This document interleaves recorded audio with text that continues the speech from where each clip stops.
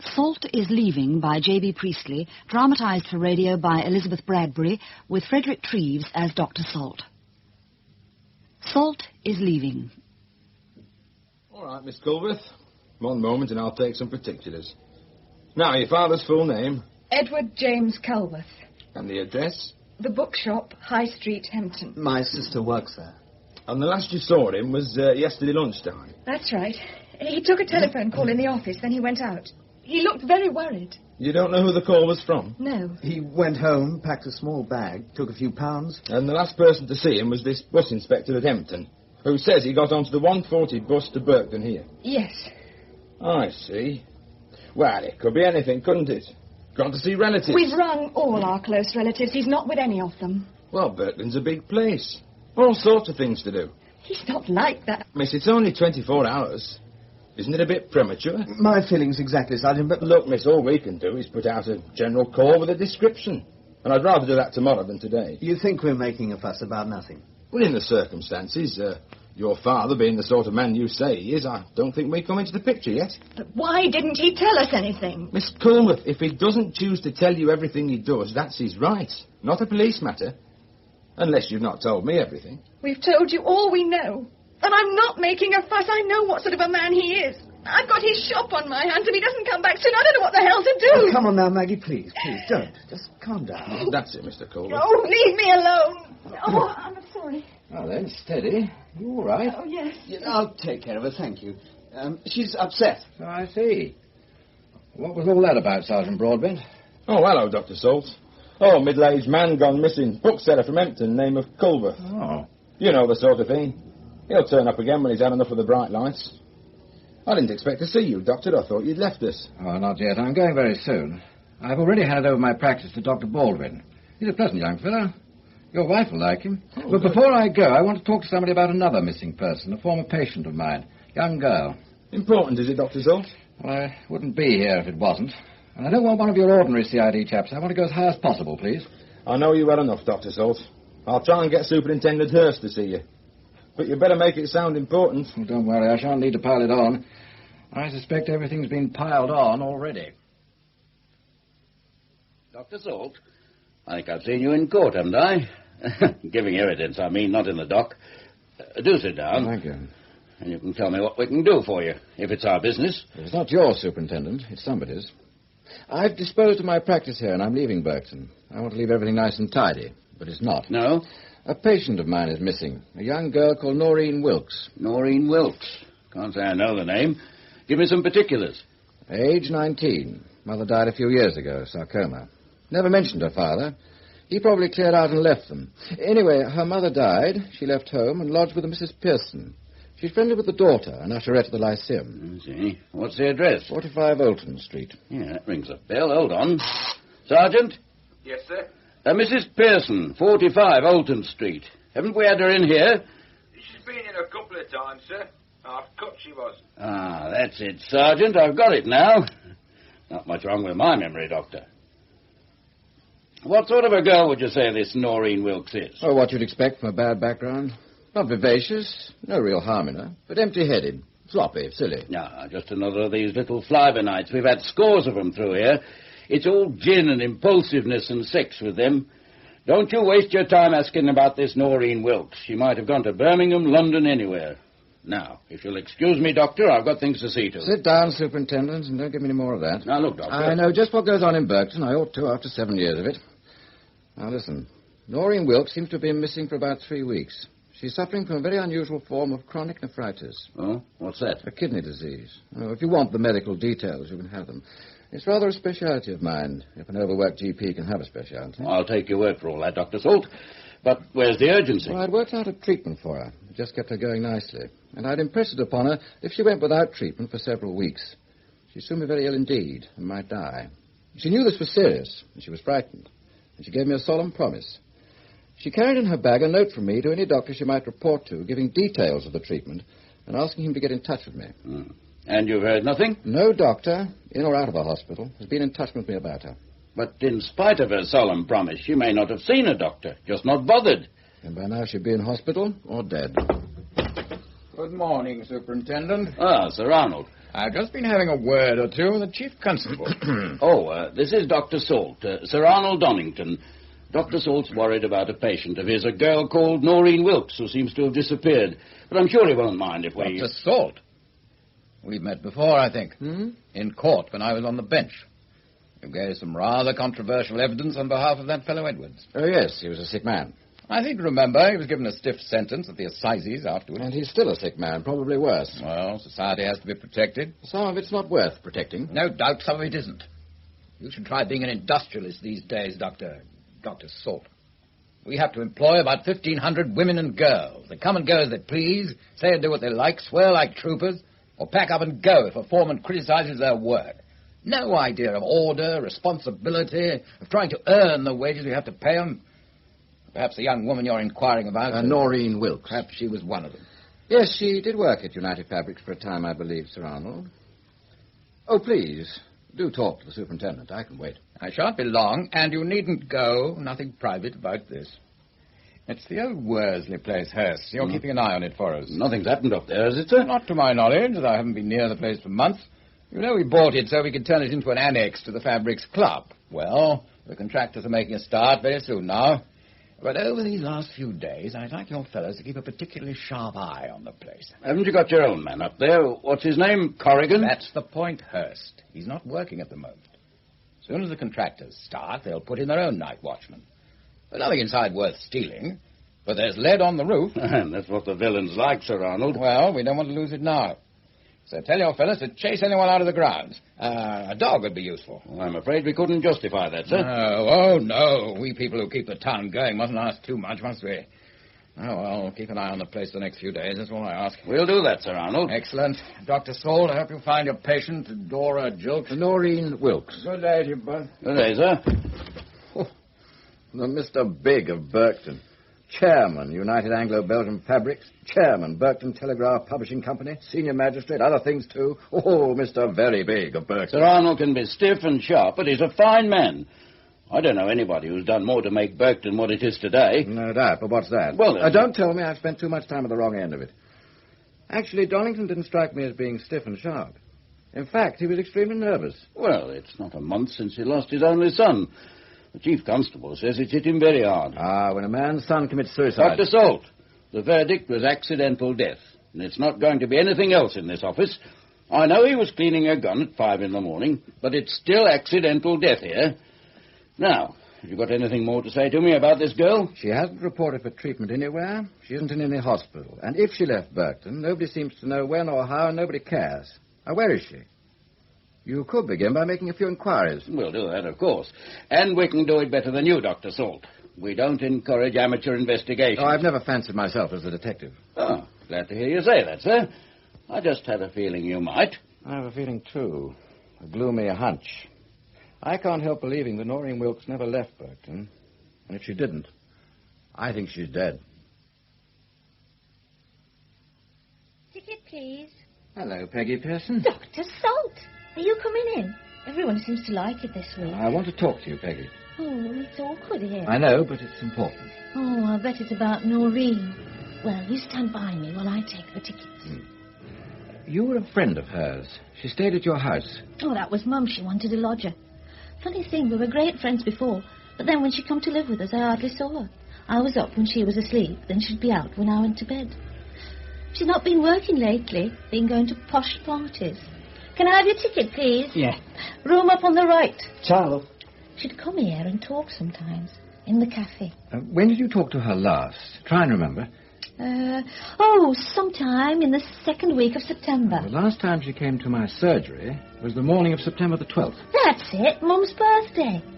That night she went out and never came back. Oh. It was the day before she come here for the last time. Very excited, she had to talk to somebody. If you want to know where she is, Dr. Salt, I think I can tell you. Go on, Peggy. Well, she told me one of these posh party boys from the Fabrics Club she'd been around with was taking her to the south of France. After that, she thought he'd marry her. Mad about her, she said he was. Wouldn't tell me his name. I'm not part of all that.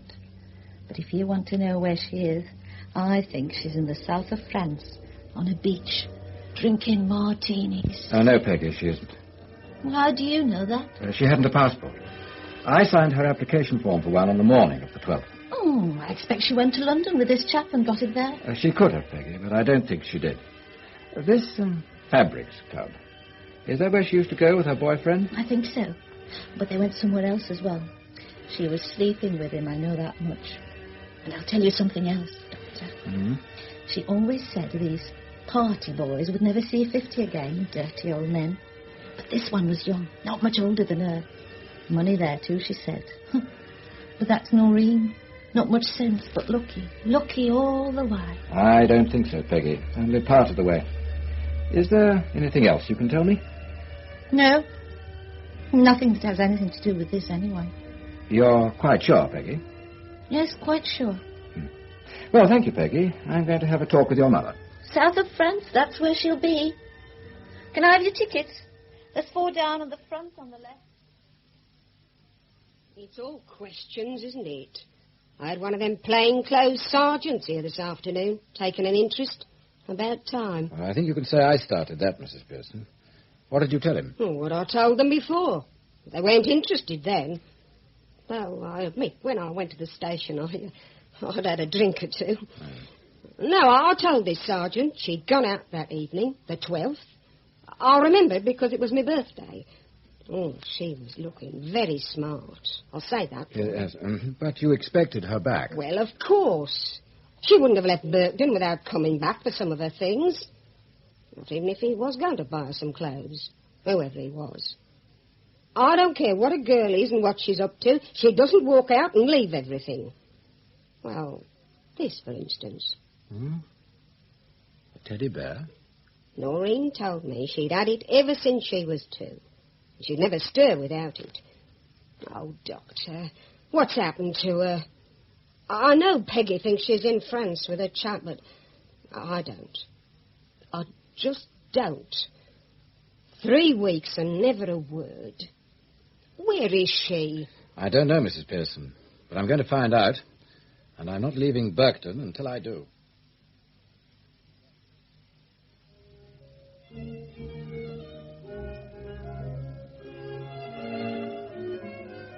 Dr. Salt, eh? What? Good. How did you get in? Walked in. Well, this isn't a surgery, and I'm not in practice now. And I ain't ill. Well, don't wear those damn silly dark glasses too often, or you'll ruin your eyesight. Good afternoon. Hey, I want to talk to you. You're leaving Birkton, ain't you? Soon. Why? I've a friend who wants his flat right sharp. Go away. Look, 100 quid there, nice fivers, no tax, lovely money. Your friend says it's all yours if you walk out tonight. All right, it's a bargain. I'll leave here tonight, and your friend books me a suite for a few days at the Queen's Hotel. Oh, no, that's out. I thought so. Now put your money away. You think you're being clever, Dr. Salt, but you're not. You're being stupid. If you're leaving Birkton, you can't like it much. No. I like it, but I'll go with the right kind of people. You don't. You're stupid. You've made your point. No, just come into it. Look, if I want you out of Birkton, it's only for your own good. You're not popular, you've been careless, you made enemies. And you're not working here anymore. You're not important to anybody. You're a redundant man. It can be a nasty experience. Oh, yes. What are you proposing to do? Nothing. I'm just warning you. After that, I mind my own business and you mind yours. I am doing. Look, clear it out now and you can take this 100 quid with you. I'll see that everything's properly packed and put in store. There's a good train to the Smoke at 6:30 and half a dozen to Birmingham. That's if you like Birmingham. I don't. And I don't like you. So, go away.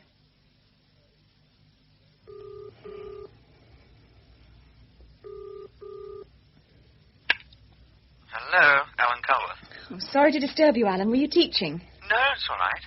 What's up, Maggie? There's a letter in today's post for Father. The address is just Mr. Culworth, Bookshop, Hampton. Huh? And it's got Lyceum Cinema, Birkton on the envelope. Well, have you opened it? Yes, I'll read it to you. Dear Mr. Culworth, Dr. Salt came here to ask me about Noreen, and from what he said, I think I was wrong when I told you about her. And now there is trouble, so look out. But I'm in a hurry to write this, so can't explain. Yours truly, Peggy Pearson. Who's Peggy Pearson? I don't know. It mentions trouble, Alan. Father's obviously involved in some way. Yeah.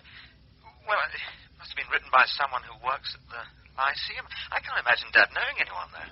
Look, he must have gone to Birkton and talked to this Peggy about the girl called Noreen, and it must have been on Monday. Have Have you called the police? No. Alan, I think we ought to go to Burton and find out who these people are. Well, I can't. I'm teaching all afternoon. Look, go to the police, Maggie. No. I'm going to find out for myself. Don't be daft. Burton isn't Hampton. It's a big city. I'm the girl who used to work in London, remember? I'll manage, Alan. Peggy Pearson? Yes, she's one of our usherettes. I'd like to speak to her. So would I. But I'm afraid you can't. She's not here. Where is she? I don't know. But we did have a bit of trouble yesterday. I don't want it to go any further, but some tough knocked her down. She was very shaken. Why? How did it happen? Oh, I don't know. I expect he was trying to get in without a ticket. A lot of yobs in Burton these days, and we get them. It wasn't someone she knew. Well, she wouldn't say much about him. I wanted to call the police, but she wouldn't hear of it. Got quite hysterical. I sent her home by taxi, but I've not heard a word since. I'm sorry, dear, she's not here. While I was out last night, her ladyship comes back from work, packs her suitcase, and leaves a note to say she's gone to Birmingham. I know no more than that. You say your father's missing? Yes, that's why I need to find her, Mrs. Pearson. Oh, well, I don't think she'd be with him. A man old enough to be her father. No, I didn't mean as I thought. No, I think she went to get away from some trouble. Does the name Noreen mean anything to you?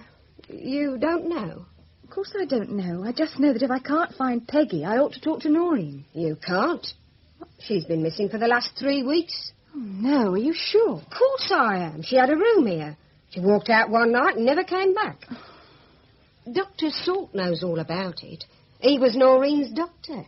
Ours as well. Then I'll go and see Dr. Salt. Then if somebody tells me he's missing, I'll start screaming. I really am sorry to bother you, Dr. Salt, but I tried to find Peggy Pearson. She wasn't at the Lyceum. Apparently she rushed off to Birmingham last night. Away from the trouble she mentions in his letter. Does any of this make any sense to you? Yes, most of it. Thank goodness.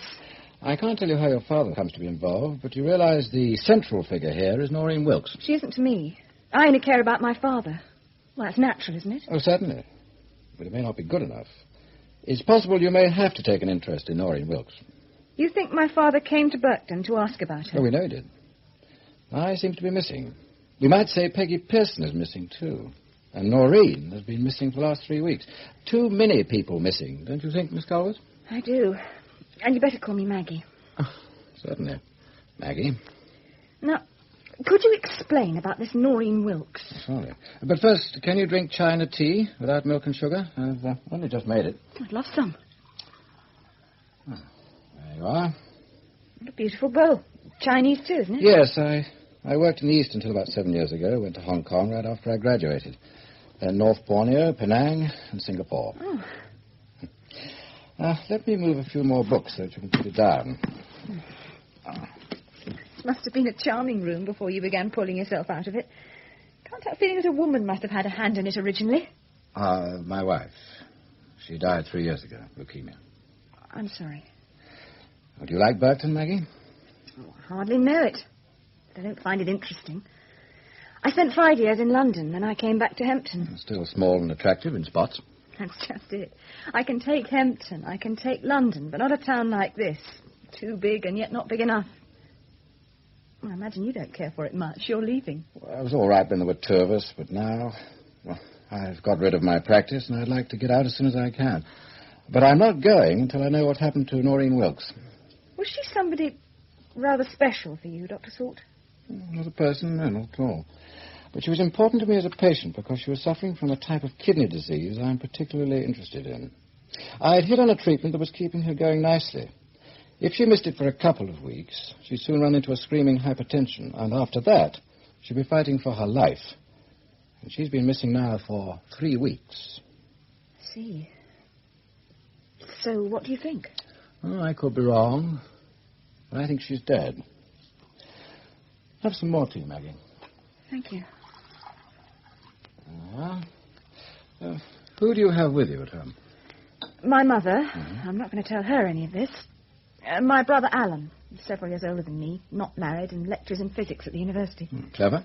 Very clever in some ways. Idiotic in others. But I'll tell him everything. It might be a great help. Would you like to leave it to him? No. Look, Maggie, you still have a choice. Either go home now and try to forget about Noreen Wilkes and me, or help him to find out what happened to her in the hope you might discover where your father is. I could do with some help. Then that's settled. Not quite. We may have to take the lid off Berkton. What we find inside might not be pleasant. Might even be dangerous. Oh, really? Oh, yes, really. I've got to go and see a man. If you're going to help, you might learn something by coming with me. Hello, Buzzy. Let me introduce Miss Maggie Colworth, Mr. Buzzy Duffield. Oh, pleased to meet you, Miss Colworth. It's a great pleasure. It's a privilege. Now, Doctor, it's a treat to see you. It's lovely. It's lovely. Now, let me get you a drink, Miss Colworth. Thank you. Gin and tonic, please. A little whiskey for you, Doc. Yes, please. Now, it's 5-1. He's never told you what he done for my brother, Miss Colworth. Saved him when he was at death's door.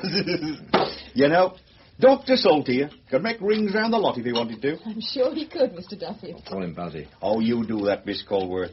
Now, they tell me you're packing it in, Doc. A lot of people going to be sorry. Oh, a few. Only a few, Buzzy. Yeah, you're dead right, of course. Most of them wouldn't notice if a wooden dummy was taking the temperatures. They're only wooden dummies themselves. Cheers. Cheers. Cheers. Buzzy, why do you have this window thing here along your office wall? Oh, that's so I can see what's happening in the club. The dance floor's down there, you see. Oh. Any trouble, I can spot it. All right, Winston boy, what do you want? It's Charlie, Mr. Duffield, on the blower from Northampton. Do you put him through? No. What's he want? He's got 85 transistors. They're jack jobs. He'll take 14 each, he says. Not from we, he won't. Winston boy, they must be hotter than a baker's flu. Tell Charlie not to be ruddy stupid. Yes, Mr. Duffield. Hey, what about that one, I ask you? Winston Sandby. Born in our finest hour. So now, Doc, what's worrying you? What is it, Miss Colworth? Well, it may be both of us, Buzzy. First of all, do you know an unpleasant young man with reddish hair, dark glasses, and a leather jacket who thinks he's an American gangster? I do. Ross. Come from Coventry, worked for me for a few weeks, but he got some wrong ideas. Proper villain. Been inside. Not giving you any trouble, is he, Doc? Well, he might. Well, now, look. I've got some hard boys working for me that could take him apart for a light workout. Oh, hark at me, Miss Colworth. You'd think it was Chicago or Detroit and young Winston out there was cleaning a Tommy gun. Me talking like that?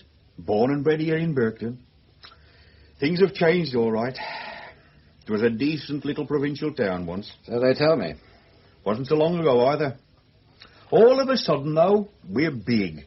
We make shoes, we make hats, we make nylons. We've got United Anglo-Belgian Fabrics. Stop there, please, Buzzy. At the Fabrics. They run a club, don't they? Oh, they do, Doc. Won't have me in, though. Too common. I know about it, though. Ask me. I'll tell you. Young girls from the town go there sometimes, don't they? Oh, that's right.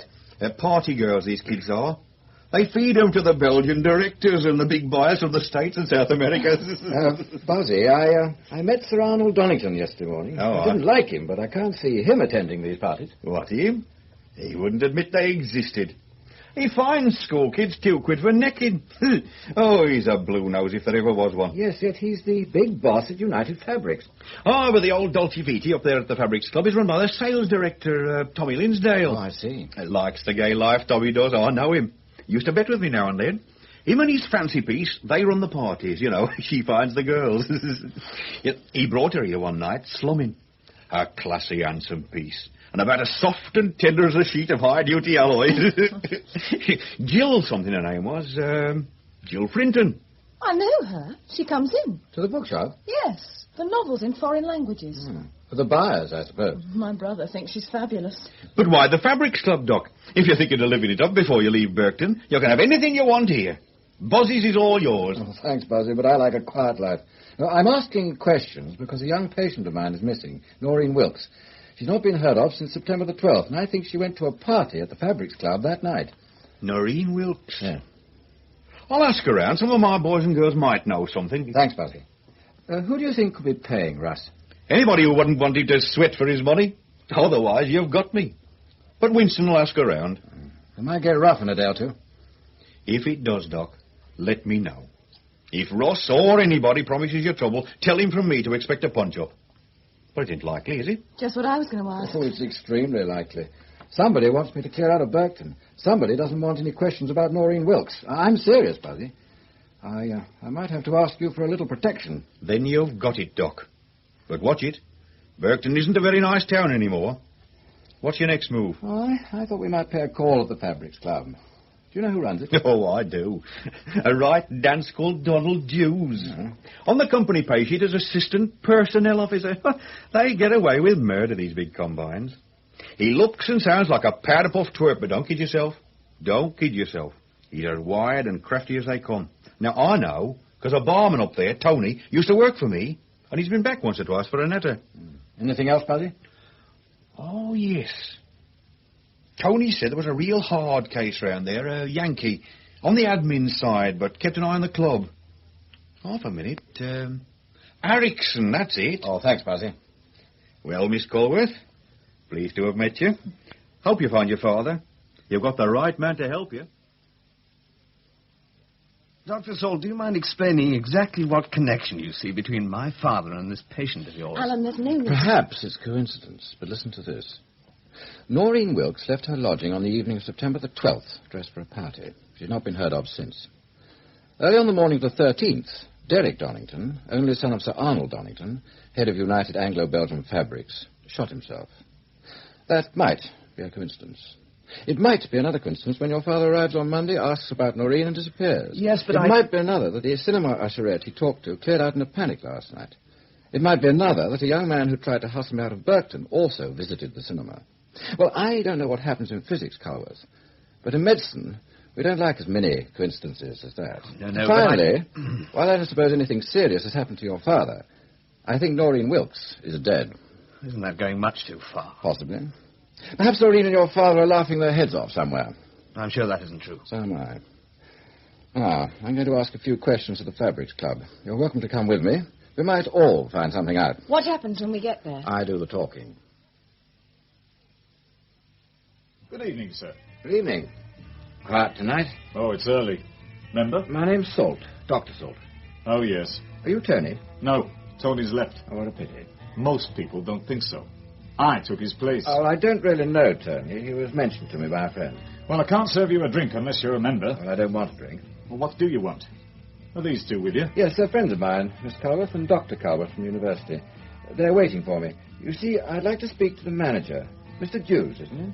Does he know you? No, hardly anybody knows me. I doubt if he'll see you. Well, one of us could try if he's here. Oh, he's here. In his office. Well, perhaps if I knocked and asked nicely, Mr. Dews would... He wouldn't like it. Oh, you're lucky. He's just coming out. Mr. Dews. Yes? This is Dr. Salt. He'd like a word with you. Well, if you want to see me, here I am. Shall we sit down, or do you prefer to stand? But why don't we have a drink? Well, I'm not a member. Well, we do have to be strict, but I do run the club, and now you're my guest. Obviously, I'm not alone. This is Miss Maggie Colworth, and this is Dr. Alan Colworth of the University of Hamptonshire.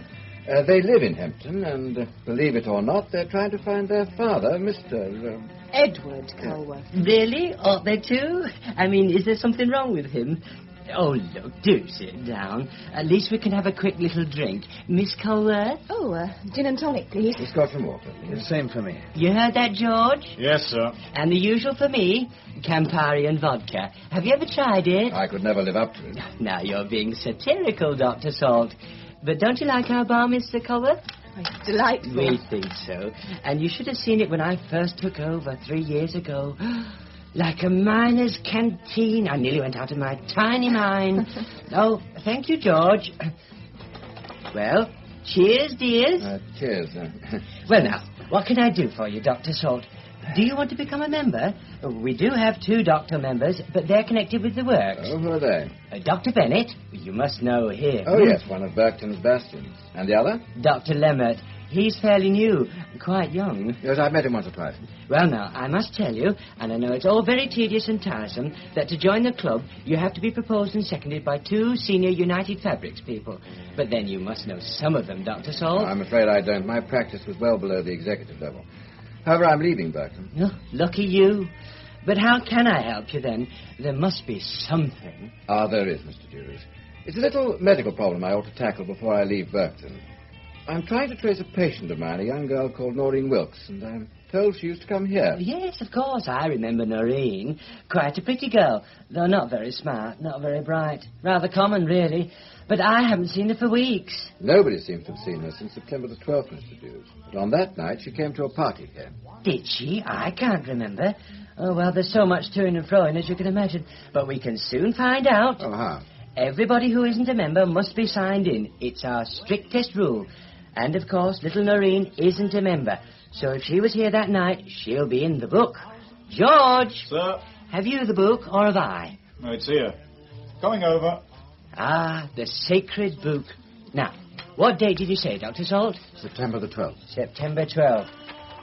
Here it is. And as you quite rightly said, we had one of our dreadful parties that night.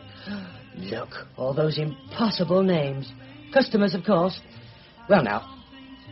Well, I can't find a trace of little Noreen here. But do please check the list yourself. Oh, thank you. No, Mr. Hughes, her name's not here. Definitely not, is it? I'm so sorry, Doctor. Evidently Noreen hadn't been invited that night. And you do understand, don't you, that I've nothing whatever to do with all that. I'm simply a kind of slave who has to make sure that the people who are invited are provided with sickening amounts of food and drink. But Noreen wasn't there. Perhaps she'd run off with somebody. She always seemed a rather flighty little thing. Oh, Jill, darling, you're the very person we want. Just a minute, Donald. Do you have a telephone message for me, George? Oh, yes, Miss Frinton. Mr. Linsdale's secretary rang. He said Mr. Linsdale will be ringing you at home tonight from New York. Thanks, George. Now, Donald, why am I the very person you want? I'll explain in a moment, darling. But first, let me introduce Dr. Salt, Miss Jill Frinton. How do you do? Oh, I'm so sorry, Miss Colworth. This is Jill... We've met someone before, haven't we? Yes, in our bookshop in Hampton. Oh, this is my brother, Alan. You wouldn't remember me. Yes, I do. You see, Jill, darling, Dr. Salt's been inquiring about your little Noreen Wilkes. And not mine. I'm not having that. Oh, do be cooperative, dear. We're all trying to do our best to help Dr. Salt, and she was one of your assorted bits and pieces. And Dr. Salt says she's been missing since September the 12th, one of our party nights. But she didn't attend our party that night because her name's not in the precious book. Yes, Miss Frinton. A dead end there, I'm afraid. I'm sorry. Miss Frinton, I wonder if you'd be kind enough to allow us to call on you later this evening, say about 9 o'clock. I promise not to take up too much of your time. It'd be a great favour. If you think I can be of help, Dr. Salt, why, of course. I live at 6 Cadogan Mansions, on the Hampton Road. 9 o'clock, then. Thank you very much. And thanks for the drink and your help, Mr. Hughes. This flat. You have excellent taste, Miss Frinton. Thank you. Look, do sit down, everybody. Miss Culworth, a drink? Do you mind if I don't? I've had so much tonight, and I'm not used to it. I wish I weren't. Well, you men, whiskey? Let me help you. You're very kind, Miss Frinton. I'm so glad of the chance to talk. I'd better warn you, though. You won't learn any more from me than you did from Donald Hughes and George. Oh, that's all right. I didn't do too badly out of them. You surprised me. Oh, when you practice medicine as long as I have, you learn to be observant. I'm afraid they were both a pair of clumsy idiots.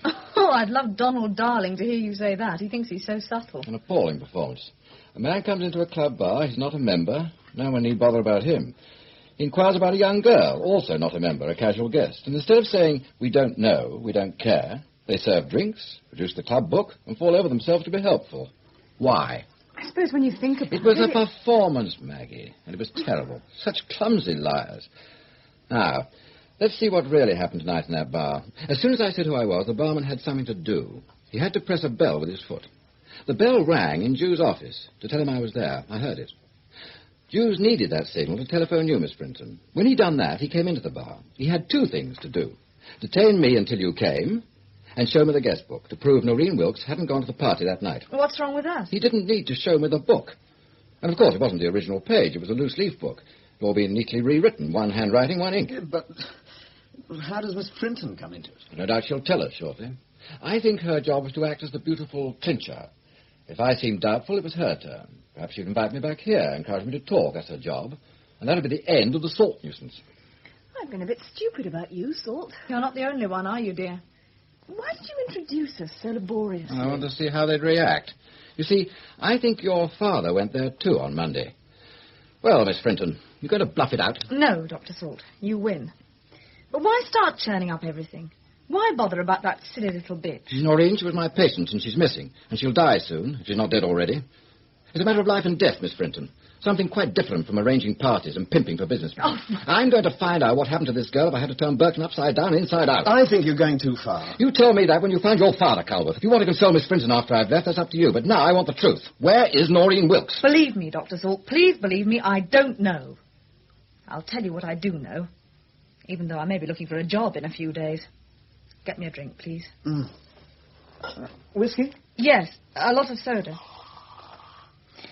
All right, this is the truth. There you are. Oh, thanks. Noreen Wilkes came to that party on the 12th with young Derek Donington. I didn't want her there. She didn't come to entertain the guests. She was having an affair with Derek. They just wanted to eat, drink, dance for a couple of hours, and then go off to make love somewhere. Don't ask me where they went. I haven't a clue. But I just wished she'd go away and stay away.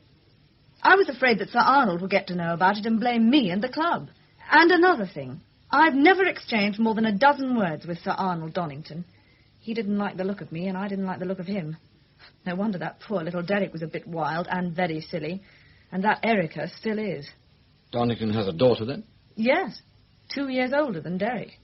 And a pest. We're lucky she isn't here this minute. She has a leazy crush on me at the moment. Yes. Let's get back to Noreen Wilkes and that party. She and Derek left together. I know that because I saw them go, and it was a welcome sight. She may have been sober, but I'm sure he wasn't. Look, if I say any more, I may be tossing my job out of the window. We can keep anything she says to ourselves, can't we, Dr. Salt? You can. Probably I can. I imagine she won't be telling us very much. That's not because I don't want to, Dr. Salt. It's because I really don't know anything. I can only guess. I think he took Noreen Wilkes home, his home, and that his father found them together and there was a terrible row. What happened then is anybody's guess. But I think that as soon as he knew what Derek had done, Sir Arnold got Noreen away somewhere. But he had to do that or there'd have been a hell of a scandal. Real sensational Sunday paper stuff. Drunken wild parties given by United Anglo-Belgian Fabrics. Working girls debauched to entertain foreign buyers. You think Sir Arnold was terrified of a scandal? A big one that would involve him, his family and his firm? Yes. And he took steps at once to make sure there wouldn't be one. Noreen Wilkes had to disappear immediately. No questions had to be asked. The lid was firmly on. And that's where I come in, huh? I was told last night that a nosy little doctor might be asking questions about Noreen Wilkes. Sir Arnold told you that? Sir Arnold wouldn't recognize my existence. No. Let's say a third party. Oh. And did this third party have any more to say? He said that Dr. Salt was leaving Burkton anyway. Perhaps a bit sooner than he thought. So if he did turn up at the club, all we had to do was to persuade him he was wasting his time. And you fooled him all right, didn't you? Look, don't you start crowing too soon. All Dr. Salt cares about is knowing what happened to Noreen Wilkes. Soon he may be just as tough with you people. Who is the third party? Who gave you and Jews your instructions last night? I can't tell you. I've gone as far as I dare. In the circumstances, I think that's reasonable. Oh, you would, Alan, wouldn't you? Look, Dr. Salt, I can't afford to. You can't afford not to. I talked to Superintendent Hurst yesterday. I know he does things for Sir Arnold, but within his limits he's an honest man. He already knows he must make inquiries about Noreen Wilkes. I'll have to tell him she went to that party on September the 12th, but I don't have to tell him how I found out, unless you make me. All right. You win again. It was Erickson. Erickson? Officially, he's public relations at UF. A troubleshooter, a cold, calculating type. I don't know him well. He doesn't often come to the club. You're not going to talk to him? I am. Tonight, if possible. Anyone home? Jill, darling? Oh, my God, it's a party. What are all these people? This is Dr. Salt. So you're the Dr. Salt they all keep talking about? Who keeps talking about me? My father, for one. Heard him on the phone before I went out last night. Dr. Salting it like mad. I could do with another doctor. I'm tired of boring old Bennett. I'm sorry, Miss Donington. It wouldn't be possible. And now, Miss Brinton, if you'll excuse us. Of course. I think I might stay on for a few minutes if Jill doesn't mind. I should like that. Oh, very well. Come along, Maggie. Good night, Miss Brinton. See you later, then, Alan. And who are you? Alan Culworth, Erica Donington. A solemn square, I'd say. Not bad looking. Thank you. Oh, you know me, Jill, darling. I couldn't care less. Can I help myself to a simply enormous gin and tonic? If you haven't had too many already. Oh, Jill, darling, they were all so filthy. I followed a girl into that loathsome Buzzies club. The gin there is really very peculiar. I think old Buzz must make it himself. Now, this is quite different. You're an idiot to go to that place. I told you why I went. Only she turned out to be awful. A real untouchable. Now, Alan Culworth, I'll tell you something. Go ahead. Oh, you must be wondering why Jill's being so rude to me. The reason is I'm in love with her and she's not in love with me. I see. Sit down and shut up, Erica. No. I want to know what you're doing here, Alan Culworth. Trying to make Jill while Tommy Linsdale's away. No, he isn't. Oh, don't interrupt, darling. Aren't you attracted to Jill? Most men seem to be. Nothing the matter with you, is there? Will you please stop this? It's just a man, darling. Erica! Oh, never mind. I'm going to the loo. Well. I'm sorry. Look, if you look as if you're staying on, she'll go quite soon. But if you go, God knows when I'll get rid of her. So do stay. Yes. I'll stay. Dr. Salt, Miss Culworth, what can I do for you? Mr. Erickson, where is Noreen Wilkes? I haven't the slightest idea. You know who she is? Oh, yes. I've seen her several times at the Fabrics Club. Do you know she hasn't been seen or heard of since she attended that party of yours on September the 12th? Oh, not my party. You mean one of the UF parties at the club? That's the sales director's pigeon, or, since he's away, his PA, Jill Frinton. But I understand that Noreen Wilkes didn't attend that particular party. Have you checked? I did that earlier. Well, didn't you find out that she hadn't been there that night? No, I found she had. You sure? I rang Jews, and he said her name wasn't in the book. Why did you ring him, Mr. Erickson? You're not responsible for the parties or for Noreen Wilkes. I just told you I'm not. Then why suddenly ring up Jews to ask if she was there at a party 3 weeks ago? Well, there's no mystery about that, Dr. Salt. It was a Fabrics Club party, and after all, I am in charge of UF Public Relations. I also happen to be very conscientious, all right? I'm afraid not, no. On September the 12th, a girl goes or doesn't go to a party. Where do public relations come in? Now you're forcing my hand, aren't you, Dr. Salt? I don't understand your interest in this, Miss Culworth. We don't know where my father is either, Mr. Erickson. Dr. Salt thinks he might have called at your Fabrics Club on Monday, just as we did tonight. I mean, to ask about Noreen Wilkes. Well, I'm sorry, but all this is quite new to me. I know nothing about your father or anybody called Culworth. I do honestly assure you. Oh, I believe you. But what's in the hand I'm forcing? What have Noreen and that party to do with your public relations? Okay, Dr. Salt. That party on September 12th was no ordinary club party. And for one very good reason. That was the night young Derek Donington had an accident cleaning a gun. Accident? All right, he shot himself. But don't try saying that in public or you'll run straight into trouble. Now, I work for Sir Arnold and I want to keep my job. The only son he had blew his brains out that night and he's jammed the lid on it. Well, I don't blame him and neither should you. I'm not blaming anybody, Mr. Erickson. I'm merely asking one question. What became of Noreen Wilkes? I don't know. And to tell you the truth, I don't care. Whatever arrangements Sir Arnold made, probably for her to clear out immediately, he didn't bring me into it. Now, I admit that's unusual. It's part of my job to attend to things for him, but, well, that's how it was.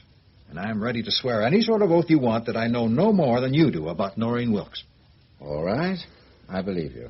Do you believe him, Maggie? I don't want to, but I'm afraid I do. Quite so. Just another question or two, Mr. Erickson. Now, I don't see Donington asking our friend Donald Jews to fake his book. No, Dr. Salt. I did. I thought you did. But why? I'd had my orders to discourage you. I know that. But I still ask, why? Oh, come off it, man. I've explained what happened that night. The boy's suicide was wrapped up and put away. Now, the last thing Sir Arnold wants is somebody like you going to the police and then around the town asking questions. And, of course, I agree with him. No questions, no scandal. You've missed my point. I know that you and Donington are afraid of scandal, though I'm neither a reporter nor a policeman.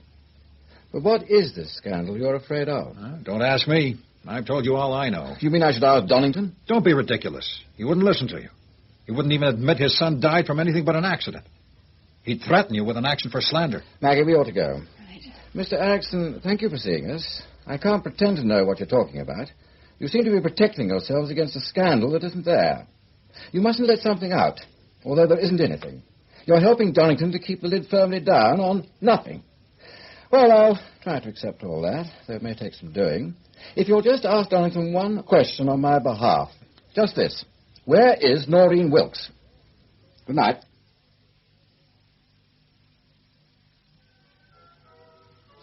Tired, Maggie? Oh, it's getting late. I'll get you some tea. Salt, what made you suspect my father went to the Fabrics Club? Did you see the reaction of the barman and Jews when I so carefully mentioned you, Culworth? The barman went blank on it. Jews, who thinks he's a smart liar, thought he'd be cheeky with it. Really? And ought they to? I mean, is there anything wrong with him? It's all good for a giggle with the barman when we're gone. I believe your father went to the Fabrics Club straight from Peggy Pearson. That explains why these people are all on the alert. I didn't start this yesterday. Your father started on Monday. And then something happened. To Father? Oh, yes. Oh, nothing so terrible, don't worry. How do you know? Well, someone like Jews wouldn't dare to cover it up. It's too risky. But he does know something we don't know. It might make sense if we tried the United Fabrics doctors. Not Dr. Bennett, too old and respectable. The ambitious young Dr. Leonard. If anything did happen on United Fabrics property, just let's say I've made it my affair, and I firmly believe it would be in your interest, Dr. Leonard, to tell me what you know about it. Oh, very well. He met with an accident, not far from the Fabrics Club, in the grounds of that large old empty house. The old Worsley place? Yes. Some concussion. I didn't like his heart. And as soon as he was conscious, he was obviously under great emotional strain. Complete rest, sedation, of course. But no ambulance. I checked with the ambulance service. It saved time to make use of one of the company's vans. It saved something, but not time. Where did you take him? Where he's been having the best possible care. Well, I didn't think he was tied up in a cellar, but I do want to know where he is. He's under proper medical care, Dr. Salt. The company have accepted financial responsibility, even though he had no right to be wondering about those grounds. He's my patient, not yours. And I see no reason why I should tell you where he is, especially as he's made considerable progress during the last 2 days. And now, if you'll excuse me... Just a minute, Leonard. I won't press you to tell me where he is. I can soon find out, and I will, just as soon as I've cleared up a couple of other things. But when I do find Mr. Culworth, his daughter will be with me. And if there's been any hanky-panky, and I can tell it a mile off, you and your nursing home will be in a hell of a mess. Now, look... You didn't send for an ambulance. You haven't tried to notify anybody. You've now refused information demanded on behalf of the patient's family. So, if you give him one unnecessary shot of anything to keep him dopey and quiet, you and your associates are over your heads in trouble. I'll do you this favor, Dr. Leonard. I'll find him myself, so you can tell Erickson and Donington it wasn't your fault. But try any funny business from now on, and you'll wish you'd never heard of United Anglo-Belgium Fabrics. Good morning. I wanted to see you, Dr. Salt. Peggy's written. Ah, where is she? Staying with her aunt in Birmingham. She's trying for a job at a picture house.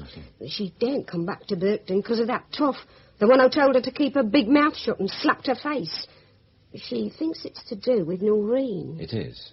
But you can tell her from me that if she wants to come back, she can. Not this week, perhaps, but next. Now, about Noreen. Have you been through her things? I haven't laid a finger on them, Doctor. Not a finger. Well, I've been expecting her back every day. There's 2 letters come for her since she left. I put them behind the tea caddy. Oh, you must give me those letters, Mrs. Pearson. If they're what I think they are, and the police got hold of them, some very nice people I know might soon be very unhappy. Yes, of course, Dr. Salty. Here they are. Thank you. There's no use keeping them until she comes back. She isn't coming back. Hello, Dr. Salt. Oh, Miss Donington. Yes. Well, let me in. We can't just stand here. If you want to call it a professional visit, go ahead. And I'll pay you whatever we pay silly old Bennett. No, it's not necessary. Do come in. Oh, my God. I thought my room was a mess, but this is ridiculous. How can you live like this? Well, I don't. I'm leaving, so I'm sorting things out. Well, where do you suggest I sit? Well, I'll move these books. I'll try that. Why are you here? I'm not available for professional consultation. Oh, don't be so square. I'm afraid I'm going to be disappointed. Just another dreary doctor. I was curious. After last night. Is there a drink anywhere in all this? I think so. Gin and tonic. Plenty of gin, not much tonic. And for God's sake, give yourself one. I hate drinking alone. So you were curious after last night, Miss Donington? Erica, do you mind? Otherwise you'll soon be asking to look at my tongue or my eyeballs, asking me why I don't sleep. Gin and tonic for one. Or why I can't hold a bloody glass without shaking so much I spill the stuff all over. Only for cash down, Erica. Well, what happened last night? I didn't get a proper look at you. I was half stoned anyhow. I nearly always am now. Not in the morning, at night. You don't look very clever. Oh, I know. They got rid of me last night. Jill Frinton? And her new boyfriend. I went back later. No lights. His car was still there. Must have been in bed together. I'm crazy about Jill. Oh, men are disgusting. I got into the car and went screaming around the countryside, doing 90 most of the time. Only thing that helps. My life's bloody hell just now. I'm sorry, but where do I come in? You'll supposed to be so clever? You've scared everybody. My father, Jill. Look, do you have to stare at me like that? Doctor's habit. Well, I hardly know your father. I met him for the first time on Tuesday morning at the police station. I bet you didn't like him. Well, I might have done if he hadn't so much weight to throw about. He's so square it hurts. No wonder Derek and I needed to kick things around. He spoiled Derek. And me. You mean he gave Derek too big an allowance? Are you being funny? He wouldn't give him anything, especially after they sent him down from Oxford. He never understood him. I kept Derek. I had some money from my mother's estate. You were very fond of him. I've told you, I'm not very fond of men. But he depended on me. He couldn't have afforded a double scotch without me. What made you think he had money? Oh, rumours among the peasantry about taking a girl to the south of France and keeping a flat somewhere around Burkton. Oh, come on. Believe that and you'll believe anything. He couldn't afford a thing. I don't understand all this about your being clever. Perhaps you're one of those people who aren't very bright in the morning. Yeah, I think I must be. I suppose you're after Jill, too. She's mine, you know. Well, you don't need to worry on that score. Are you going to give me another drink? No. Why not? 2 reasons. First, I'm short of gin and I'm mean. Second, I'm busy. Some other time, please, Erica. I gather that you've already spoken to Dr. Lemmett. Yes, matron, I have. And I've already told him that I'm taking over the case at the request of Mr. Culver's family. That's true, isn't it, Miss Culver? Yes, Dr. Salt. I'll have a look at Mr. Culver. If I think he can stand a short journey across town, I shall take him to my place. Surely, Dr. Salt, all this is, well, very irregular. It's been irregular from the first, matron. Dr. Lemmett may possibly have covered himself, but you could soon be in trouble. One wrong move now, and you may find you'll have to turn this nursing home into a boarding house. But Dr. Lemmett told me quite distinctly he would take all responsibility. All responsibility. Please, matron. I'll take you to Mr. Culver's room. How does he seem? Oh, very much better. He's told me a great deal, and his mind is easier. He's gone to sleep.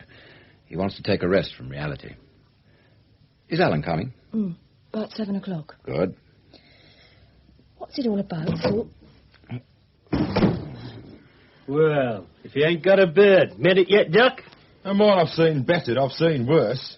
So if you're looking for anything young and fresh, what about it, Birdie? Dr. Salt will never be any good to you. Too many bloody books. It's all right. Take it easy, Maggie. You won't be told, will you, Doc? You can't say I don't warn you. Remember, you're redundant now, so you can be roughed up a bit. I don't think you'll do anything to me, Russ. I'm afraid we'll have to. We don't like your attitude. You see, Doc, you won't leave Burkton when you're told. If I were you, honey, I'd take off. Oh, Russ, don't I have any playtime? She isn't going, but you are. For 2 reasons. Ah, shove your reasons. Let's shut him up. Go on, Doc. 2 reasons. Yes, the first is I have an appointment here with Superintendent Hurst at 5 o'clock. And it's a minute or 2 past 5 now. Well, that's your story. Anything else? Oh, come on, Russ. Let's get stuck into him. The other reason is this. Now, what's that, a water pistol? Don't try to scare us with toy guns. It might look like a water pistol. In point of fact, it's filled with telluric acid.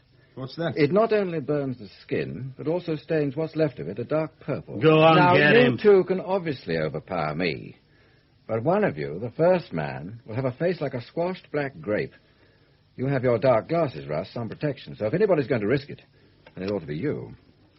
He could be bluffing. Okay, Russ, have a go and see. Even with the glasses, Russ, your cheeks, nose, mouth, especially the mouth, will be badly burned. You said it'd be dead easy. I'm afraid he's wrong. The deal's off, Russ. You stop and play with him, not me. Come in, Superintendent. Sorry I'm late, Dr. Salt. Hello. Who are this lot? Callers. Invited ones? You look like villains to me. We're not doing anything super, honest. Are you charging them, Dr. Salt? No. Sure? Yes. All right, if you say so. Now, outside, sharp, and don't come back. Come on, Russ. You don't want to be soft-hearted with that sort, Dr. Salt. Oh, Superintendent Hurst, Miss Culworth. How you doing, miss? Are you all right, Maggie? Well, now I am. I must sit down. My knees are like jelly.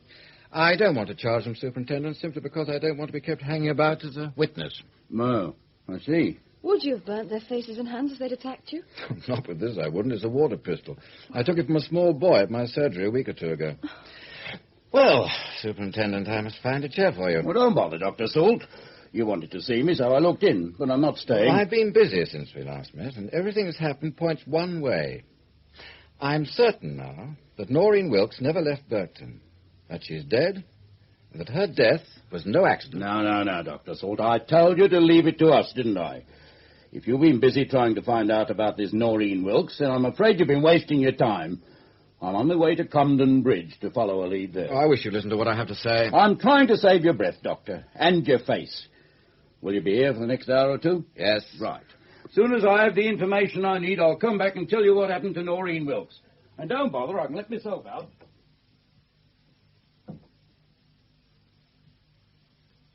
Well, have you got to the bottom of it all, Dr. Salt? Alan, Daddy's here because Dr. Salt found him for us when you and I hadn't a clue. Where do you think you were going to find him? In that Jill Thing's bed? No, Maggie, but I think we might have been allowed to hear Dad's story. Oh, use your imagination, Alan. He's shaken. He's been knocked out, filled full of dope. And he has a guilty secret. All right, then. What is this terrible secret? Well, it won't seem so terrible to you or to Maggie, but I want you to remember that it is to him. And it would be to your mother if she ever found out. And you can't afford to take it lightly. It could be entangled in a murder. Is that a fact or just your opinion? My opinion. But just lately, several of my opinions have turned into facts. Now then, during the war, when your father was a sergeant in the RAF, he fell in love and had an affair with a young war widow. I see. Her name was Catherine Wilkes. Oh.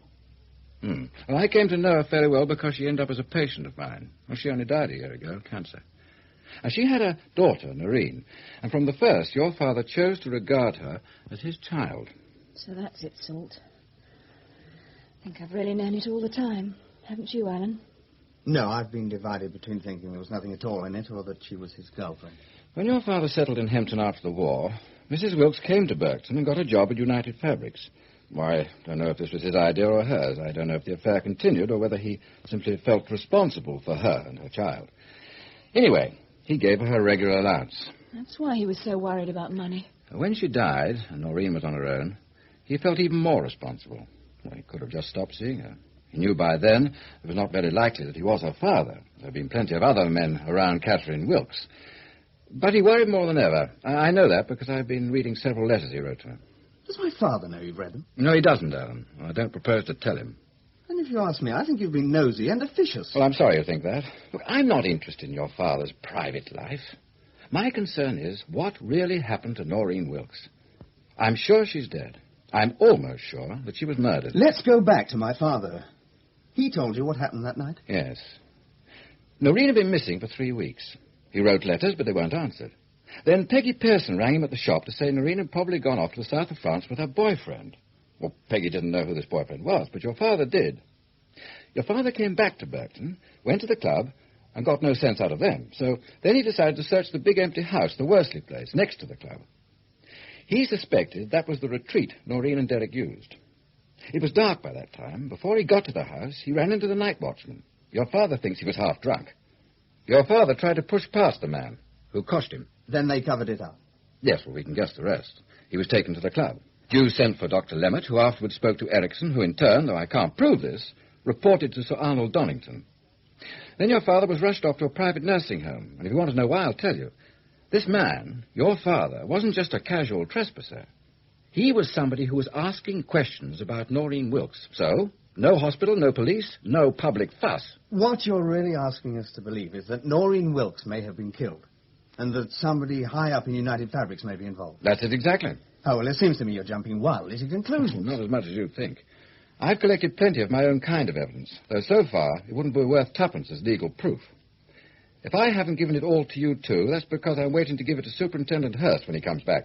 And you want us out of the way? No, I need witnesses. But I propose to keep your father out of it. Thank goodness. Well, that's what I say, Mag, so don't go dragging him in yourself. Better just keep quiet. Well, this must be Hurst. Let him in, Alan. Well, I think we've settled it, Dr. Salt. We started making inquiries on Tuesday morning. We informed all the police in our area that the girl was missing. And? Do you know Comden Bridge? Well, I know roughly where it is. What about it? It's where Noreen Wilkes went on the morning of September the 13th. She stayed there a couple of weeks, then left for London. It's just about what I told you she'd do when we were talking on Tuesday morning. Well, I said you were wrong, and I still think you're wrong. And I know you're wrong. She did leave Berkton, and she isn't dead. She stayed with a Mrs. Duffy at 86 Gladstone Street, Comden Bridge. And then she went to London. Mrs. Duffy says so, her daughter says so, and her brother says so. I've been and talked to Sergeant Driver, who interviewed the three of them. Well, I'm sorry, Superintendent. I don't believe it. You calling me a liar? No, of course not. It's those three in Gladstone Street I don't believe. Look, do me a favour, Superintendent. Will you please ring up Compton Bridge and ask Sergeant Driver to take me to call on those three? I'll get in touch with you again immediately afterwards. If I've been wrong, I'll admit it. If not, come round here and listen to me. Oh, well, I think you're wasting your time, but have it your own way. Well, Dr. Salt, there's three of them, and they all agree. That's a hard one to beat. A Mrs. Duffy, a daughter named Rose, and a brother Michael Corrigan. Corrigan? That's it. Works at United Fabrics, a night watchman at the Worsley House. I believe so. Did Superintendent Hurst know this? He knew about Mrs. Duffy, sir. I don't think her brother's name was mentioned. Oh, he'd be interested. Now, all I ask is that you let me do it my way. However I behave, whatever I say, let it pass without interruptions, eh? Right then, Doctor. I think we'll find them in. They just bought themselves a new telly. Oh, for heaven's sake, Sarge. We're trying to enjoy ourselves, just for once. Switch it off a minute, Corrigan. Oh, all right. Mrs. Duffy, Rose, this is Dr. Salt. Good evening, Doctor. Oh, I'm very sorry to bother you. Some of these Western serials are very good, aren't they? Take you right out of yourselves, don't they? But you see, Noreen Wilkes was a sick patient of mine, so I must ask you a question or two. Quite all right, Doctor. Thank you. She'd been a patient of mine for several years. Even insisted on giving me this photograph of herself. Oh. Signing it, too, like a film star. Not so grand, of course. You see, yours gratefully, Noreen. Unusual, but very nice of her, I thought. Yeah, it's good. It's very good. The spit image, I'd say. The spit image. No. It's a nice photo, but it doesn't do her justice. Does it, Rose? Oh, you need colour for Noreen. You know it was her, of course, but she ought to be in colour. Don't you think so, Uncle Mike? No, I don't know about that. But it's the spit image. By the way, Mrs. Duffy, what made Noreen come here? She wanted to get out of Berkton. And she knows me, because me and her mother worked side by side for years at United Fabrics. If there's anything else you'd like to ask, Doctor, don't hesitate. I know Noreen thought the world of you. Oh, there is just one thing. She was having some medicine from me I told her she must take without fail night and morning. It was unusual stuff. A dark green colour. Horrible looking. Horrible tasting. But I'd like to think she was taking it regularly. Like clockwork. She kept it down here especially so we'd notice if she'd missed a dose. You remember that nasty green stuff, Rose, don't you? Of course. The faces she pulled. She said before she left she'd be carrying out Dr. Salt's instructions. It was Dr. Salt this, Dr. Salt that. Till I felt like telling her to shut up sometimes. When she was here before she went to London, she must have got through a whole bottle of that medicine. Sergeant, I see no point in going on with this. There never was any such medicine, and the photograph they recognised her once was of a niece of mine who lives in Melbourne. Noreen Wilkes never came here. They never set eyes on her. They're all lying. Of course they are. How do you mean? Lying? You keep quiet. If they are lying, what's the idea? Money. I'll bet a down payment on that new telly came out of it. I'm not being called a liar. Coming here and soft-soaping us. Corrigan, just listen to me. You're in a hell of a mess. I'm looking after the man you coshed on Monday night outside the Worsley place. He happens to have a thin skull and a bad heart. He might live. He might die. Well, how did I know he'd go out like that? You idiot, now you've done it. What is all this? Oh, honest to Oh, God, I can't Sarge. waste any more time. Come on, Sergeant. I've got to get back to Berkton. Superintendent Hurst had better hear my story now. All right, Doctor, I'll play fair. I'm ready to listen. We were taken in. But how did you get on to Corrigan in the first place? On Tuesday, when you and I were talking in your office, Sir Arnold Donington had asked you to have an eye kept on the Worsley place because his man Corrigan had been taken off the job. That's right. Well, in fact, Corrigan was in trouble, and he'd been told to clear out. That's when he went to his sister in Compton Bridge, and a day or two later he was bribed to come up with this nonsense. Who bribed him? Erickson, I guess, acting on behalf of Sir Arnold. Oh, now, wait a minute. Look, if you interrupt me every time the sacred name of Sir Arnold is mentioned, we'll get nowhere. On Tuesday morning, when I was listening to Sir Arnold, I asked myself two questions. First, why was he worrying about the old Worsley place, which is going to be a sort of annex to the club, when he's not interested in the club at all? Well, his firm had bought the place. Next question I asked myself was why this important man, talking about an unimportant matter, was obviously in a state of great tension. Oh, he seemed all right to me. Bit high and mighty as usual, that's all. Well, he has high blood pressure, I imagine, and he suffers from hypertension. He was doing his damnedest to appear casual, but his eyes and hands were all wrong. So I asked myself, why was he feeling so excited? And I came up with two answers. First, he was making himself talk about the Worsley place. Second, He was talking about it in front of me. Now, Doctor, Sir Arnold hardly knew you from Adam. Oh, yes, he did. You're forgetting that you just introduced me as a doctor making inquiries about a patient called Noreen Wilkes. Yeah. When he insisted on telling you he hadn't been near the Worsley place for months, I sensed he'd not only been near it, but inside it, quite recently. But why should he lie about it? Noreen and Derek Donington weren't just messing about. I read some of his letters to her. They were in love, and busy making love, as you can imagine. I couldn't at one time. There's nothing in that line I can't imagine now. Straight to bed these days. And they had to have somewhere to go. And you think it was the Worsley house? Exactly. Now, Noreen was never seen again after she left that party with Derek on the night of September the 12th. All we know for certain is that Derek, who was in love with her, went home and killed himself early next morning. Why? Nobody knows. Perhaps he knew Noreen was dead. Oh, pure guess. If so, it's not unreasonable to assume that she met her death that night in the old Worsley place. How? Well, it's her illness, but it's highly unlikely that she died a natural death. She might have lost her life as a result of some accident, but I can't help believing she was killed. Murdered. You've no real evidence. It's just a tall story to me. But all the facts surrounding it would seem a tall story if I didn't know they were facts. Ever since I started asking questions about this girl, I've been elaborately lied to, threatened, told to shut up and go away. I went to see Erickson, Sir Arnold's dog's body at United Fabrics. He as good as admitted he was trying to shut me up. Not because he knew anything about Noreen, but because Sir Arnold was afraid of a scandal in which his son would be involved. I can understand that, can't you? No, I can't. You're seeing it like Erickson. You're accepting the scandal excuse because you refuse to take a long, close look at it. If Noreen simply cleared out that night, there's no scandal. If she didn't, then there's something terribly wrong that has to be uncovered. No, Dr. Salt, that doesn't follow. For instance, suppose Sir Arnold discovers that night the girl was pregnant and made arrangements for her to go away. I was her doctor, Superintendent, in her confidence. I'd seen her that morning. Pregnancy's out. But what stays in is Donington's peculiar state of tension on Tuesday morning, and all his attempts to confuse or block my inquiry. An inquiry entirely in a private capacity. I doubt if you could bring a single charge. I don't want to bring charges. I'm a doctor, not a policeman. Noreen Wilkes was in my care. I want to know exactly what happened to her. And now I'll make a lot more out of nothing for you, Superintendent. I say that Noreen died in that house and that Sir Arnold Donington knows all about it. Wait a minute. If I wait much longer, I'll be run out of Burton before I can prove anything. I'm sure she was murdered. You'll have to show me a body before I believe that. Well, I'm going to have a look. Our man up there won't let you near the house on your own. Besides, this is police work. So? I'm coming with you. I think it's all moonshine, but there's no harm in taking a look. If you can't convince me, perhaps I can convince you. Well, Dr. Salt, that's about it. Oh, I'll be glad to get out of here, sir. Smells awful, doesn't it, Pickles? Just a minute. There's this room with the door locked. I want to have a look. Well, it's not a heavy door. Two of us could charge our way in. That's property damage. Oh, come on, man. If there's anything, it'll be inside this room.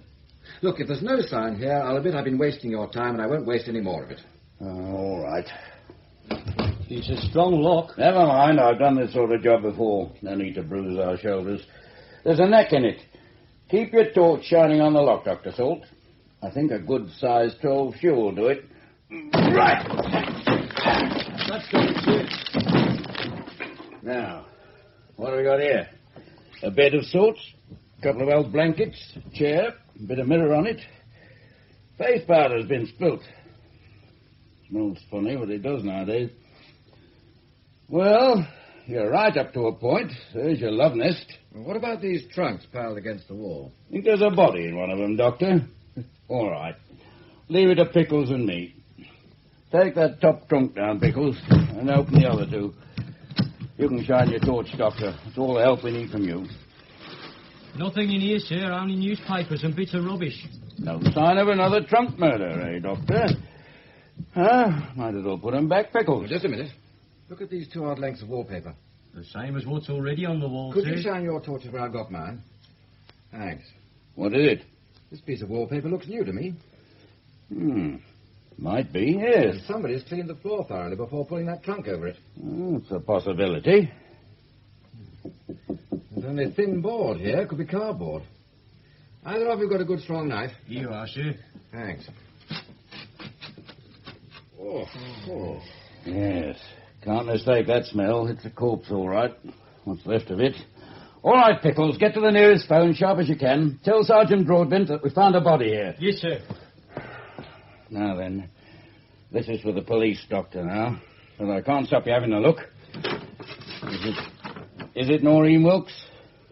No. It's a lump of putrefying meat. But when it wasn't, it belonged to Noreen Wilkes. Your man will give you all the details, but I can tell you this. It was a nasty kind of murder. Lots of hate in it. Madness, perhaps.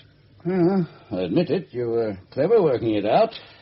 Seems pretty clear now, doesn't it? What's clear, Superintendent? Oh, it was Derek Donington. He brought her here, then they had a quarrel. He did her in, put the body where we found it, went home and shot himself. That's a queer program, that, isn't it? Why spend 2 or 3 hours hiding a body, even repapering a wall in the middle of the night, if you're going home to shoot yourself? Oh, he was going to brazen it out, then changed his mind. They often do. Well, I have several other questions harder to answer than that one. And if you've any sense, Dr. Salt, you'll keep them to yourself. You wanted to know what happened to your patient. Now you've found out. I'll admit it was a brilliant piece of work. A lot of guessing of a sort we're not encouraged to indulge in, but very clever. But now, just go away and forget it. Tell me why, Superintendent. Right, I will. In strictest confidence, whatever you may read in the papers, this case is closed here and now. Oh. There's no doubt in my mind that young Donington killed her, then killed himself.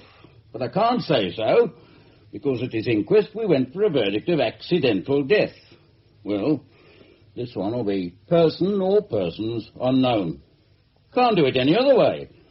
And as I know who the murderer was, the case is closed. So, Derek Donington killed her, and that's why he shot himself. Well, that's the story. The only trouble is I don't believe it.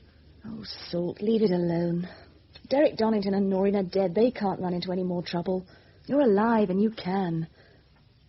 Oh, there's a kind of conceited pig-headedness in you, and I don't like it. Let sleeping dogs lie, is that it? If you like. No, Maggie. I want to go with an easy mind and a clear conscience. You'll get no help from the police. My dear Miss Colworth, believe it or not, I need only one other piece of information and the mystery is solved. Now, you go and talk to your father. He's up, dressed, and seems much more himself. Who on earth's that? Buzzy. Come in. Hello, then. Wanted to have a chat. Thought I'd drop round in the new rolls. Give the natives a thrill. New rolls, eh? Yeah, I'm more than halfway to Buckhouse with a car like that. Where did you get it, Buzzy? From a punter at the betting shop. Instead of the money he owed me. Talk about a bargain. I reckon he's more than 2,000 nicker down on this lot. Hey, and guess what? I've got Whitey pretending to be chauffeur. I could use that car, Buzzy. Well, right. Help yourself. Maggie, you and your father can go back to Hempton with Whitey while Buzzy's talking to me. Everything's ready at home, isn't it? Yes, but I mean... Well, remember that as far as your mother's concerned, it's loss of memory. There are to be no questions. I'll remember. Well, go on. Go and help him. Salt. Please. Oh, all right. Nice little wench, that. Yes. Well, sit in that chair, Buzzy. Thank you. It's the only one that'll hold you. Now then, what is it? Well, I've had a bit of info, and it looks like things are hotting up for you. You see, if it wasn't Friday, I'd get a couple of my boys to look after you here. But Friday and Saturday can be a flaming great dogfight down at the club, and I need more hard boys than I've got. So what do we do with you, Doc? Oh, I'm not worried, Buzzy. I never said you were. I am. So I want you to do me a favour, if you see what I mean. Well, what's that, Buzzy? Well, I want you to take a load off my mind. Now, I'm not going to spend tonight watching all those baboons and the scrawny little birds at my club and wondering what the hell's happening to you here. I want my mind on my business. So do me a favour. Stay away from here tonight and tomorrow, see? I'm not leaving Burton. I know you're not. This is where I do you a favour. I've booked you into this posh new hotel, the Bavelier Astoria. Only opened this week. I'm not going. Now, look. If you're down there, nobody will be trying to kick your teeth in, right? That sort of thing doesn't happen among the top people. And you're in a suite, not just a bedroom. A suite on the 10th floor. I can't afford it. Neither can you. Me? I could afford to take the whole bloody floor if I wanted to. All right, Buzzy. It's very kind of you to have taken so much trouble. Though I doubt if it's my kind of hotel. What can I get you, sir? A dry martini, please. Make it dry. Room comfortable, sir? Yes, thank you. Salt, there you are. Oh, Maggie, how did you get here? I was worried about you. Buzzy told me where to find you. Trendsetter's paradise. Is your father all right? Yes. And Mother's not questioning him or reproaching him. Good. Look who's here. Where? There, with a man. Excuse me a moment, Maggie. Oh, darling, get me another drink, will you? Yes, all right, darling. Miss Donington, isn't it? I thought I recognized your voice. Dr. Salt, remember? Oh, yes. Have we met? I seem to know your face. No, I don't think so. I can't imagine why we should have done. My name's Wallstrom. He's really telling you to go away, aren't you, darling? Yes. Of course. I'm intruding. Excuse me. Yes, sir? You've Mr. Wallstrom staying here. What's his room number? He's a friend, and I'm staying here myself, room 1012. Mr. Walsham's in 806. Shall I tell him you inquired? No. Let me surprise him. His coffee's good. Almost as good as you get in France. It's certainly a lot better than the rest of the meal. You'll be there in a few days. In France? Well, that's where you said you were going. The Dordogne. Only briefly. There's a man I want to see in Barcelona and another in Zurich. They specialize in certain kidney diseases. I want to see what they're doing. It's not my idea of a holiday. The Dordogne, marvellous, but why let the kidneys take over? Well, given the right time and place, I could keep you enthralled by my story of the kidney, its disasters and triumphs, its hopes and fears. But not here, not now. What's the time? Just after 11. So, we go to work. Oh, Salt. Now, listen. This is what I want you to do.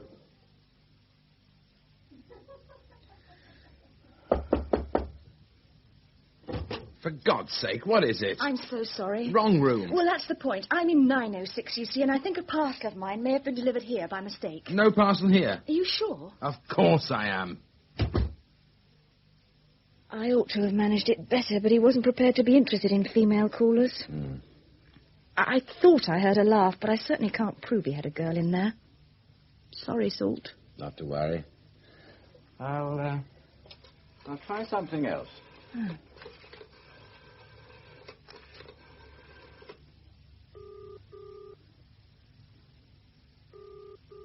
What in hell do you want? Can't we get any bloody peace?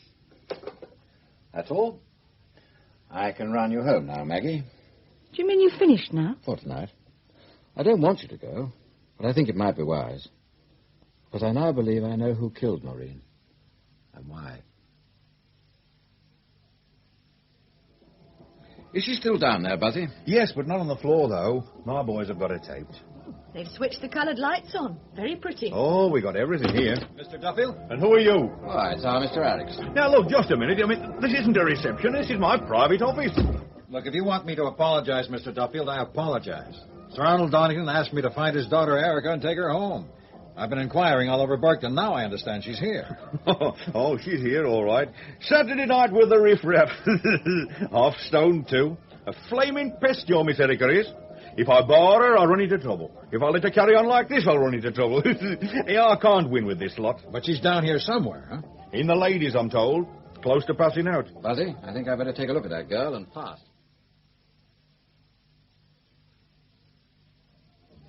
Who's that? Dr. Harrison. Look, this is Dr. Salt. I'm at Buzzy's club, and there's a girl here who's been mixing barbiturates and alcohol. Erica Donington. Yes, coma, of course, but not deep yet. Yes, we've got the ambulance coming. I'll bring her in.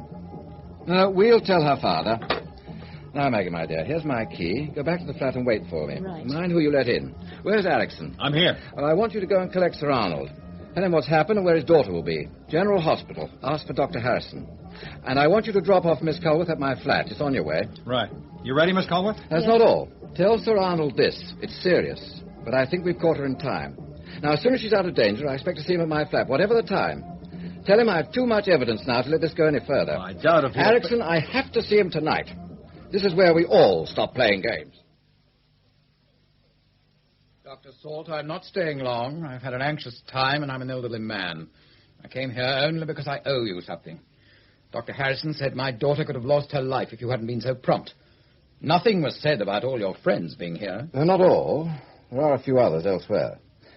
But let me introduce Miss Frinton, Miss Culworth, and Dr. Culworth. Miss Frinton's one of your employees. Culworth is the name of the man your caretaker knocked out on Monday night.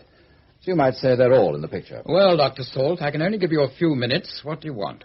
I want you to drop that tone, Sir Arnold. Come down a few pegs. I'm afraid that doesn't mean anything to me, Dr. Salt. I see. You're staying on that lofty height, are you? Well, you'll have to come down from it sooner or later, and staying out there only increases the tension. Well, look at your hands, man. Oh, that's right. Put them away in your pockets. But something else gives you away, something you can't control. A visible pulse. I noticed it when I saw you in Superintendent Hurst's office the other morning. High tension. I knew then that Noreen Wilkes was important to you. Rubbish. I never knew the girl. And if that's all you have to You're say... running your own lie detector, you know, Sir Arnold. Every time you speak, your blood contradicts you. You'll have to do something about that blood pressure. I have quite a competent doctor. He's never suggested a second opinion, and if he did, it wouldn't be yours, Dr. Salt. Well, hypertension's never been one of my special studies. Though I worry about how far it might affect the eyesight of an elderly man. What do you mean? You had to be very careful that night, September the 12th, when Noreen Wilkes was murdered. I think you were careful, but your eyesight was at fault.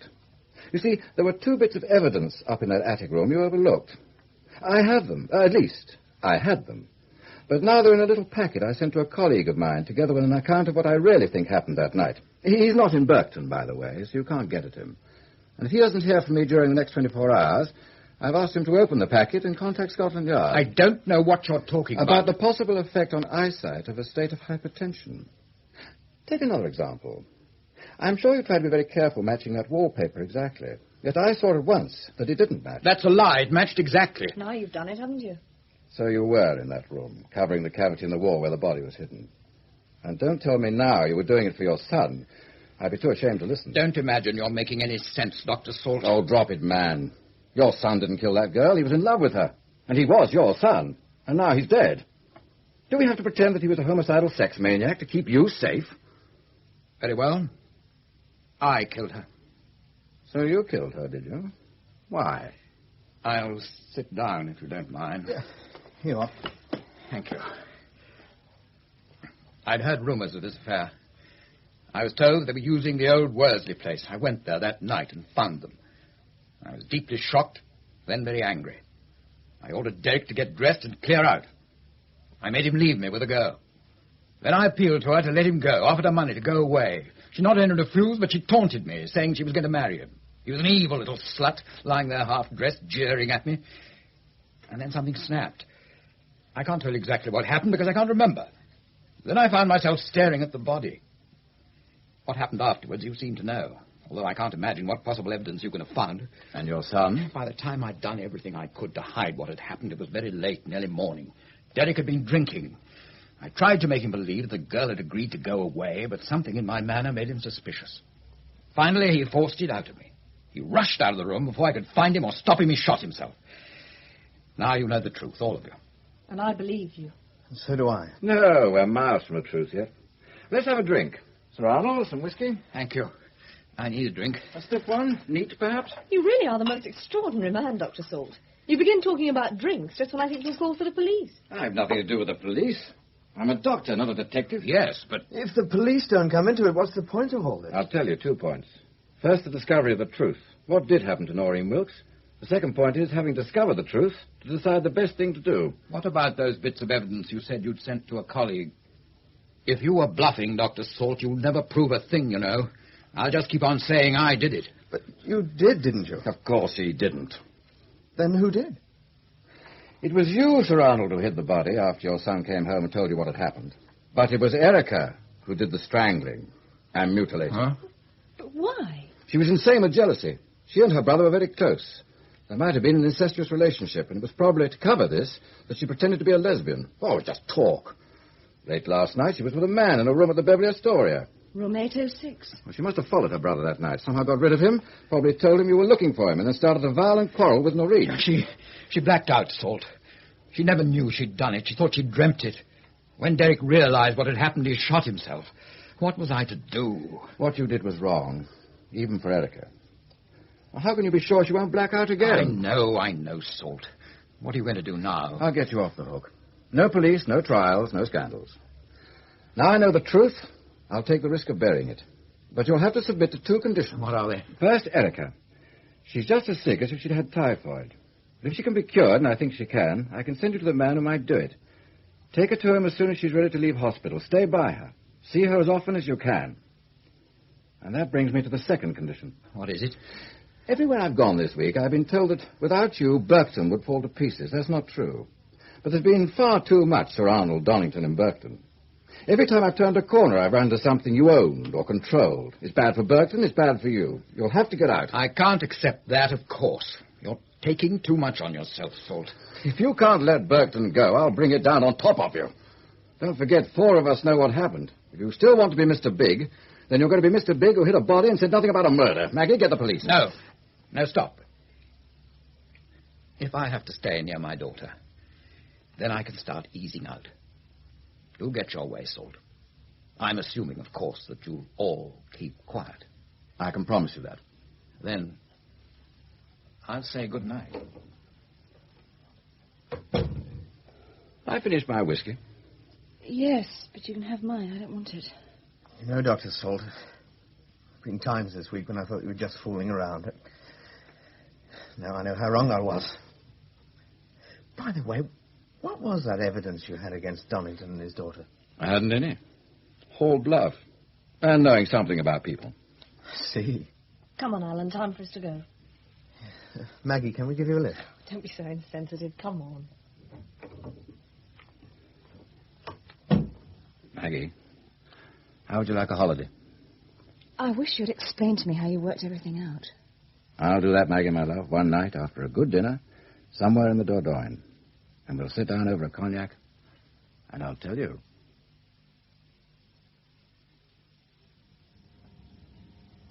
In Salt is Leaving by J.B. Priestley, Dr. Salt was played by Frederick Treves and Maggie Culworth by Patricia Gallimore. Buzzy Duffield, Ralph Lawton, Superintendent Hurst, Jack Holloway, Jill Frinton, Maggie McCarthy, Sir Arnold Donington, William Fox, Erica Donington, Elizabeth Revel. Other parts were played by Eileen Barry, Liz Daniels, George Woolley, Lawrence Rue, Joyce Latham, and Harvey Edwards.